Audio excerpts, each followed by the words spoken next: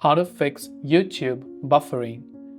If you've been having the buffering problem on the YouTube application, what are the things that you can do?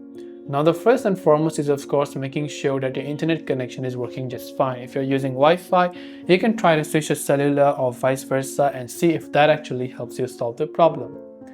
If that doesn't, what you can do is you can just go to your Play Store or App Store, search for the YouTube app, check if your YouTube app is updated to the latest version. Also try clearing the cache files of YouTube. So long press on YouTube app icon, tap on the eye icon to come to its app info page, go to storage and make sure to clear the cache files.